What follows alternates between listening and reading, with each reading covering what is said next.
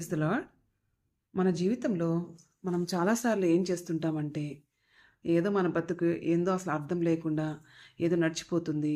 ఏంటో ఈ కష్టాలు, ఈ బాధలు, ఇరుకులు అసలు ఏందో నడుస్తా ఉంది నా లైఫ్ అన్నట్టు దానికి ఒక అర్థం పర్థం లేదన్నట్టు చాలాసార్లు ఫీల్ అవుతాము. ప్రతి విశ్వాసి గుర్తుపెట్టుకోవాల్సింది ఏంటంటే, మనం ఈ భూమి మీద బ్రతికిన ప్రతిదానికి ప్రతిఫలం ఉంటది అని. అయితే ఎగ్జాంపుల్, ఒక ఆటగాడు అంటే అథ్లెట్ ఎలా అయితే తను ఒక గేమ్‌కి వెళ్ళి విన్ అవ్వడానికి తను ముందు ఎంత ప్రిపేర్ అవుతాడో, తను చేసే ప్రతి పని వెనక ఈ పని నా ఆటని ఏమైనా ఇన్‌ఫ్లుయెన్స్ చేస్తదా? నా గెలుపునేమన్నా ఇబ్బంది పెడతదా? అని వాళ్ళు తినే ఆహారము, వాళ్ళ నిద్ర, వాళ్ళు చేసే పని, వాళ్ళు చేసే ఆలోచనలు అన్నీ కంట్రోల్ చేసుకుంటారండి. చాలా జాగ్రత్తగా ఉంటారనమాట. ఎందుకు అంటే వాళ్ళు ఎట్లైనా విన్ అవ్వాలి. ఈ ప్రయాసకి వాళ్ళు చాలా కష్టపడతారనమాట.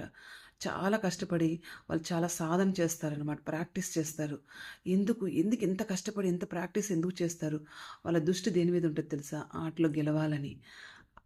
దానికి ప్రతిఫలం ఏంటి?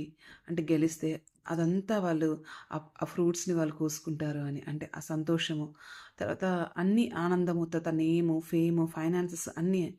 అయితే ఒక అథ్లెటే ఇంత ప్రిపేర్ అయితే మనందరికీ తెలుసు మనం భూమి మీద వ్యర్థంగా లేమని, పర్పస్ లేకుండా మనం భూమి మీద లేమని, మన జీవితానికి దేవుడు ఒక పర్పస్ పెట్టి మన భూమి మీద మనల్ని ఉంచాడని చాలా సార్లు మర్చిపోతుంటాము. మనం పరిగెత్తాలి ఈ జీవితంలో. ఎలా తెలుసా? మనకు దేవుడు ఒక గురి ఇచ్చాడు. ఆ గురి వద్దకి మనం పరిగెత్తాలి. అటు ఇటు కాదు, గురి వద్దకే పరిగెత్తాలి. ఎలా పరిగెత్తాలి? బహుమానం పొందుకునే వాళ్ళలాగా పరిగెత్తాలి. అది దేవుడు మన దగ్గర నుంచి కోరుకుంటుంది. అయితే అది మర్చిపోకుండా మనం ఇక్కడ చేసే ప్రతి పని మన గెలుపుని ఇన్‌ఫ్లుయెన్స్ చేస్తదని అర్థం చేసుకొని, జాగ్రత్తగా దేవుడి సన్నిధిలో బహు జాగ్రత్తగా ప్రార్థించుకుంటూ, వాక్యం చదువుకుంటూ, ఈ జీవితానికి అర్థం తెలుసుకొని, గెలుపొందే వాళ్ళలాగా మనం ఉందామా? Praise the lord.